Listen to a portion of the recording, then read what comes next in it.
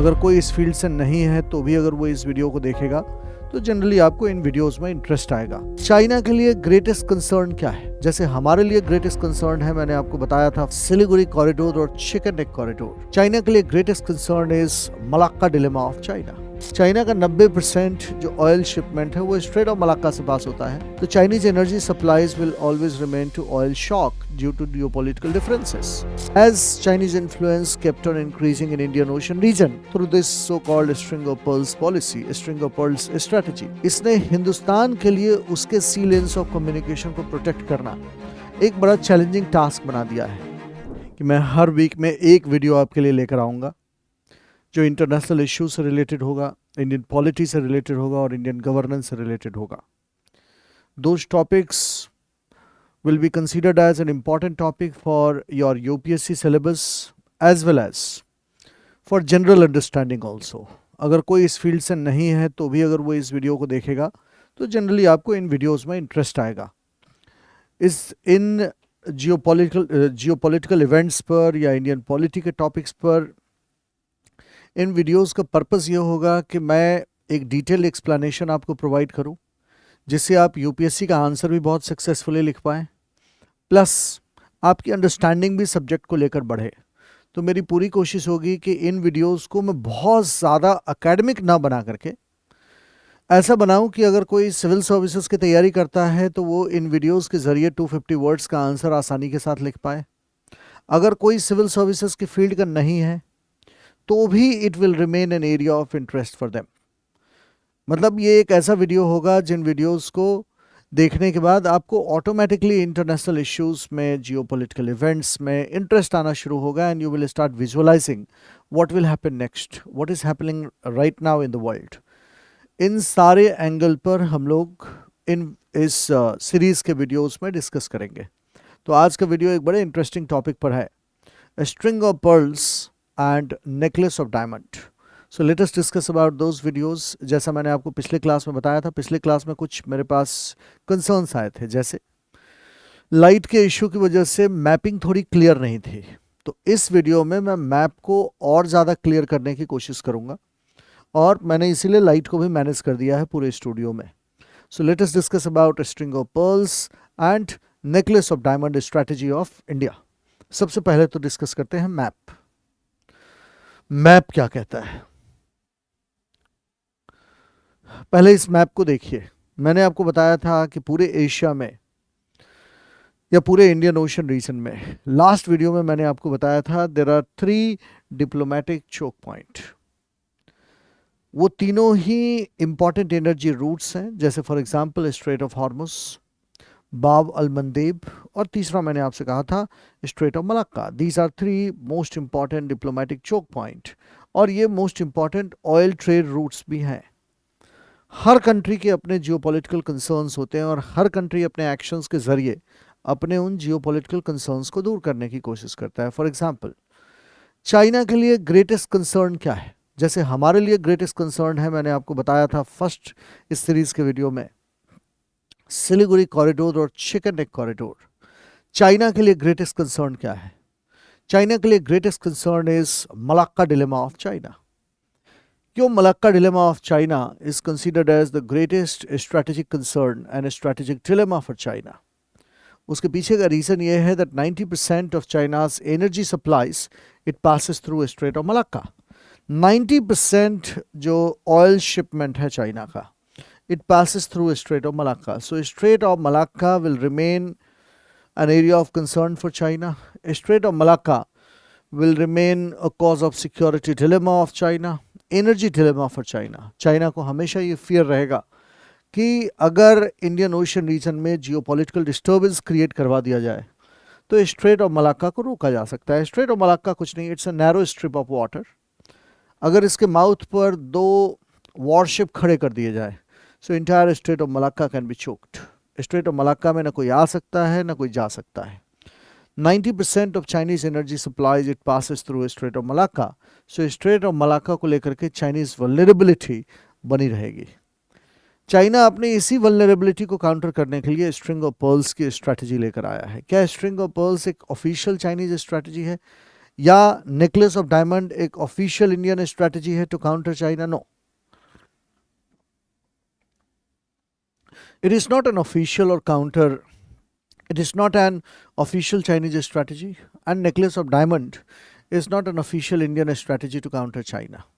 तो स्ट्रैटेजी और counter strategy नहीं है। स्ट्रैटेजिक एक्सपर्ट्स कुछ एक पर्टिकुलर एक्शंस को, चाइना के पर्टिकुलर एक्शंस को in Indian ocean region string of pearls strategy कहते हैं।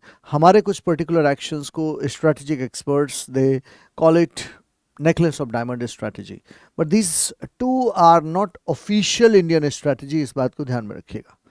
अब दूसरा सवाल हमारे सामने में आता है कि स्ट्रिंग ऑफ पर्ल्स में चाइना क्या करने की कोशिश कर रहा है। String of pearls is a Chinese diplomatic initiative, ये चाइना का एक डिप्लोमेटिक इनिशिएटिव है, जिस डिप्लोमेटिक इनिशिएटिव के जरिए China has been constructing a series of naval and commercial facilities throughout Indian Ocean region.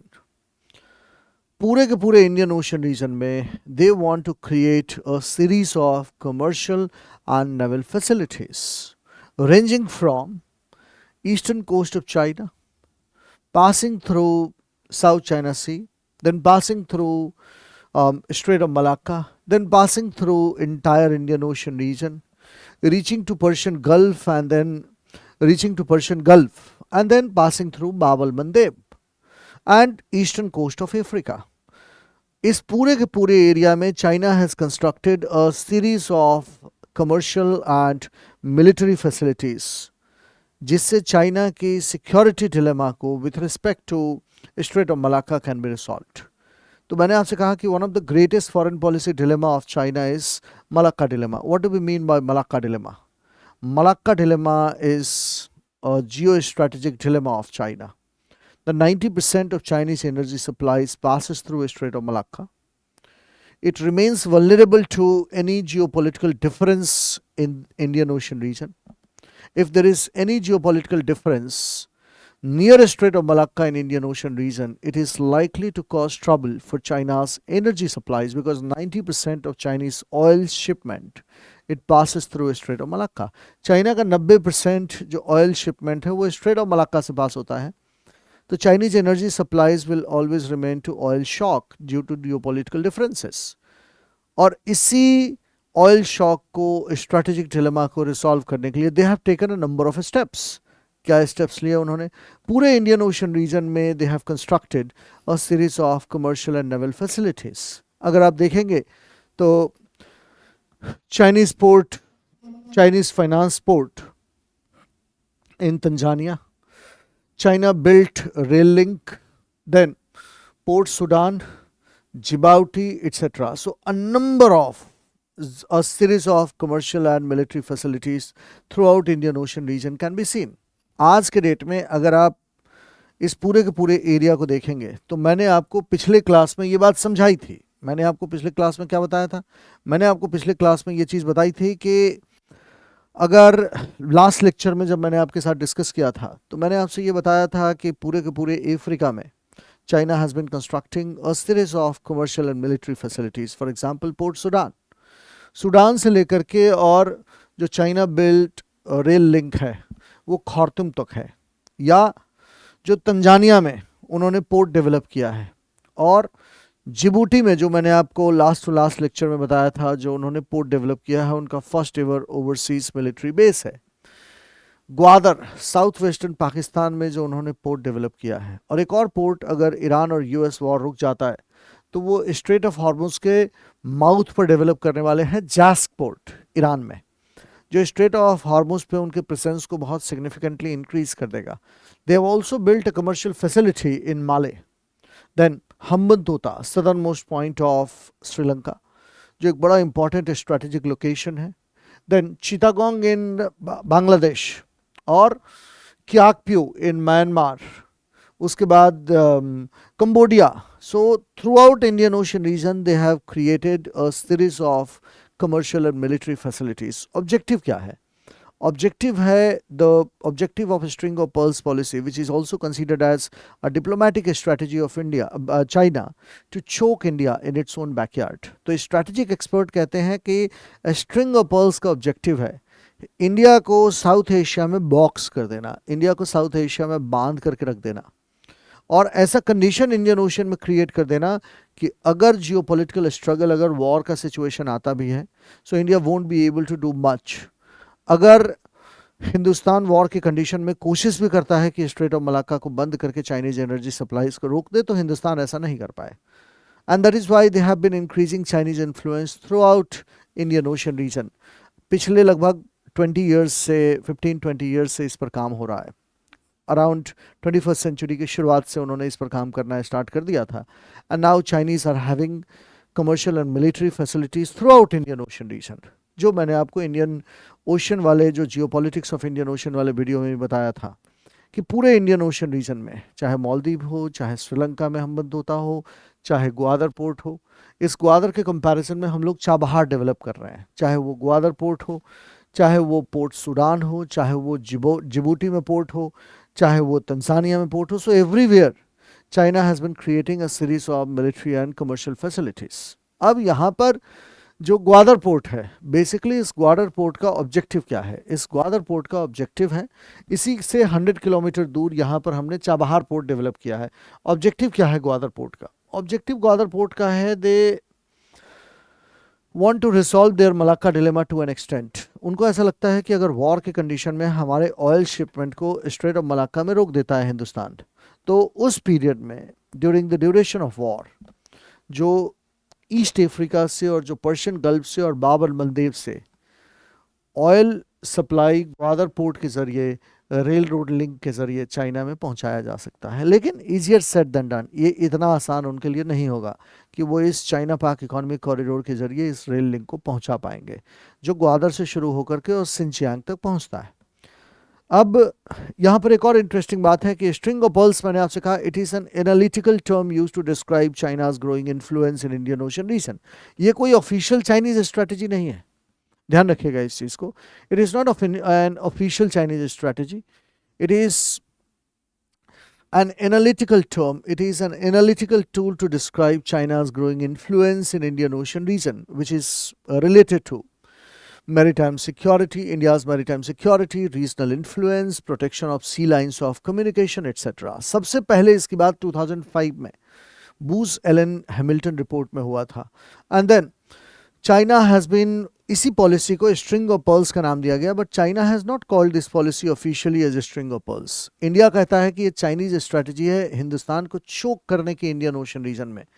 Reality है that China on a number of occasion has stated that they do not have any such objective of containing China in its own backyard. वो China को, वो containing India in its own backyard, उनका ऐसा कोई भी objective नहीं है।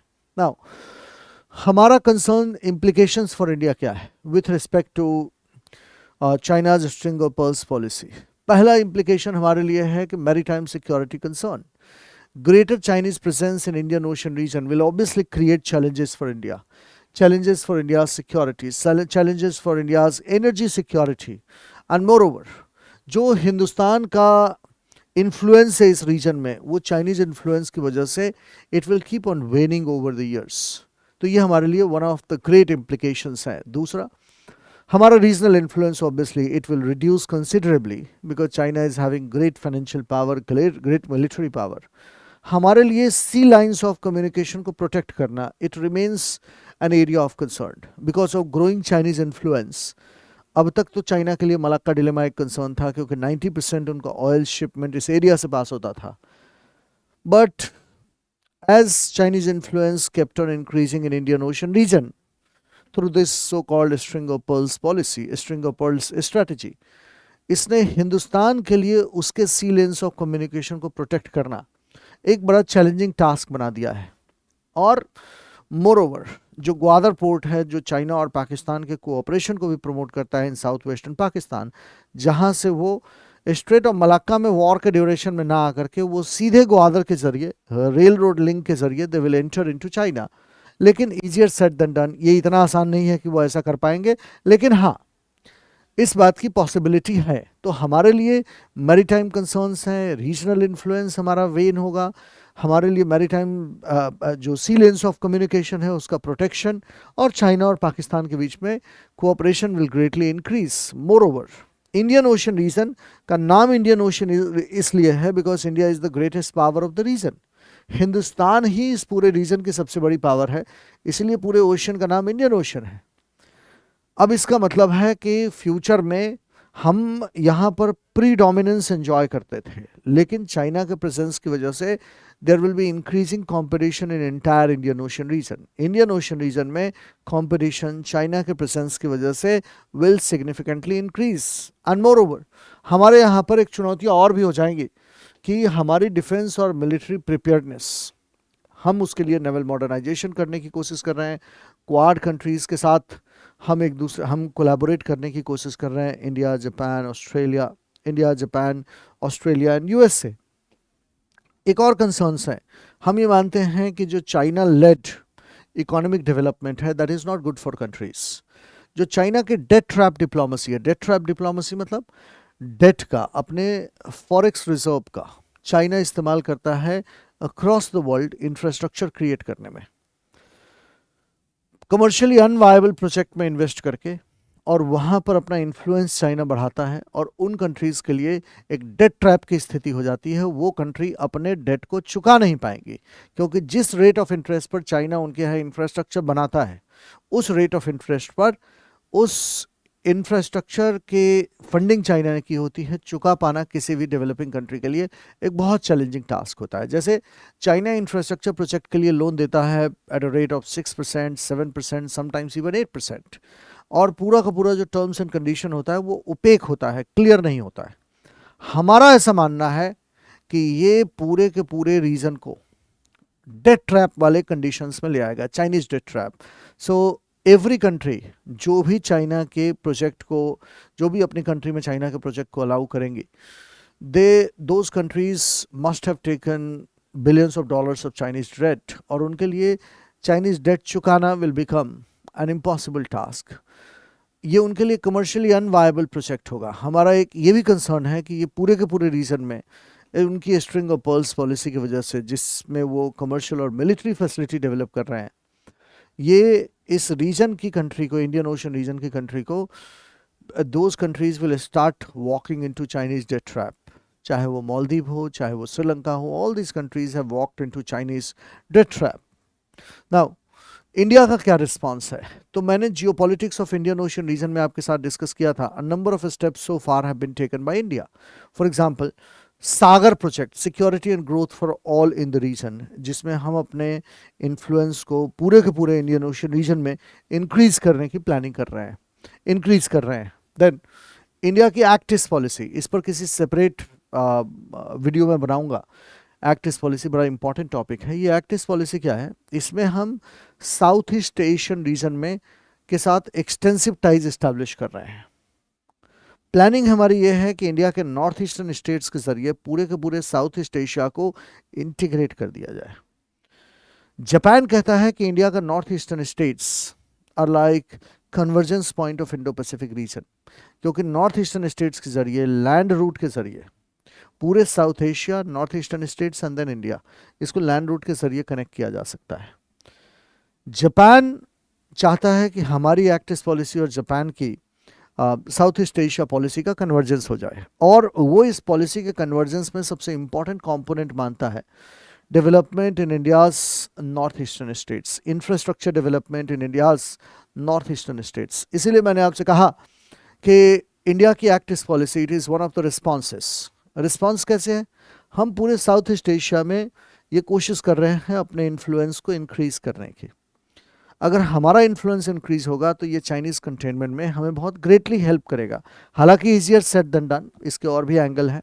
South east Asian countries, China के ऊपर उनका रिलायंस बहुत ज़्यादा है, लेकिन हमारी स्ट्रैटेजी है SAGAR, Act east policy, Indo Pacific cooperation, Quad nations के साथ, India, America, Japan and Australia. Maritime domain awareness, जहां हम रीजन की कंट्रीज़ के साथ maritime domain awareness through information sharing बढ़ाने की कोशिश कर रहे हैं। and India has been trying hard to develop a blue water navy, to develop a modern navy.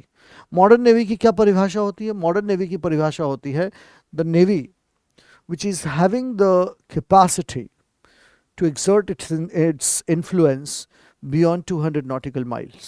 ध्यान से समझिएगा मेरी बात. Definition of modern navy, which is also known as blue water navy, क्या होता है?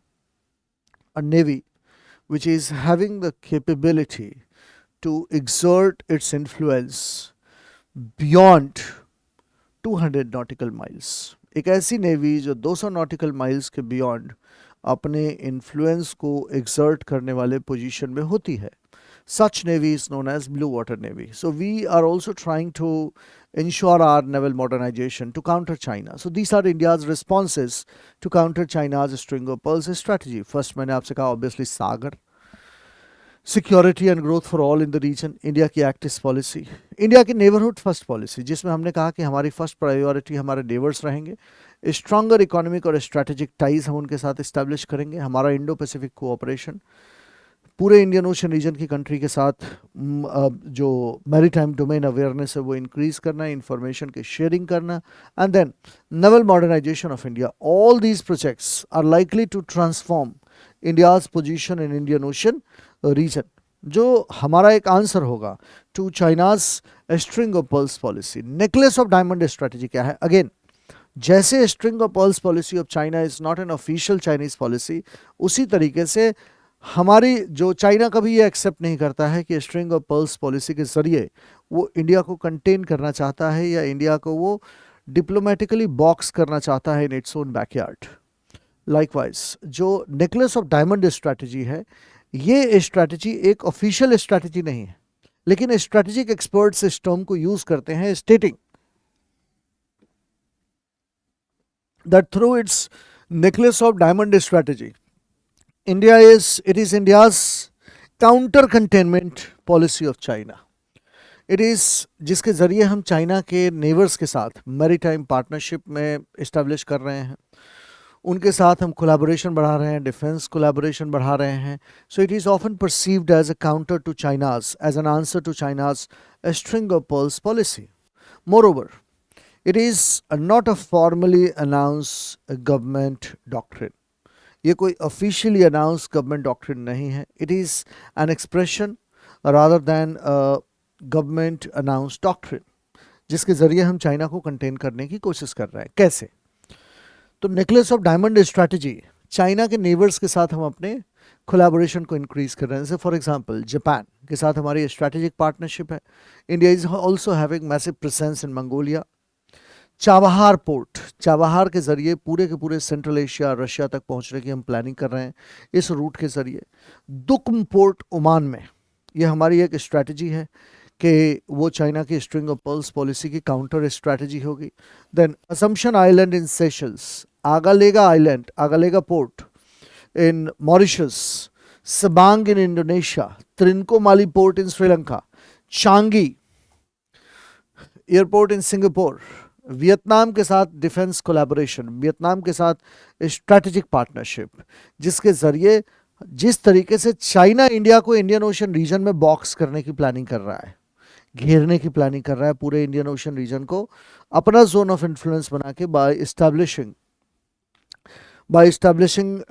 Commercial and military infrastructure. उसी तरीके से हम इस पूरे के पूरे रीजन को, हमारी ये कोशिश है कि हम इस पूरे के पूरे रीजन को चाइना के चारों तरफ जो भी कंट्रीज़ हैं, चाइना के नेबर्स हैं, उनके साथ अपने रिलेशनशिप को हम लोग फर्दर डीपन करें, फर्दर हम अपने रिलेशनशिप को, हम अपने कोलैबोरेशन को यहाँ पर बढ़ाएं. हमारी पूरी प्लानिंग है कि नेकलेस ऑफ डायमंड स्ट्रैटेजी के ज़रिए हम चाइना के स्ट्रिंग ऑफ पर्ल्स को काउंटर करें. लेकिन ध्यान रखिएगा कि it is not an official Indian policy. इसका मेजर एलिमेंट क्या है? पहला, चाबहार पोर्ट जो मैंने आपसे कहा, जो हम ईरान में डेवलप कर रहे हैं, near Gwadar port develop by China in south western Pakistan. ये ग्वादर से 100 किलोमीटर दूर है चाबहार पोर्ट. हालांकि अमेरिका ईरान वॉर के बाद it has become almost dysfunctional for us, लेकिन फ्यूचर में जब स्थिति सुधरती है तो हम चाबहार पोर्ट के ज़रिए क्या अफगानिस्तान तक एक्सेस ले सकते हैं? क्या हम सेंट्रल एशिया तक लैंड रूट के ज़रिए एक्सेस ले सकते हैं? अफगानिस्तान तक लैंड रूट के ज़रिए एक्सेस ले सकते हैं? रशिया तक लैंड रूट के ज़रिए एक्सेस ले सकते हैं? बिल्कुल ले सकते हैं।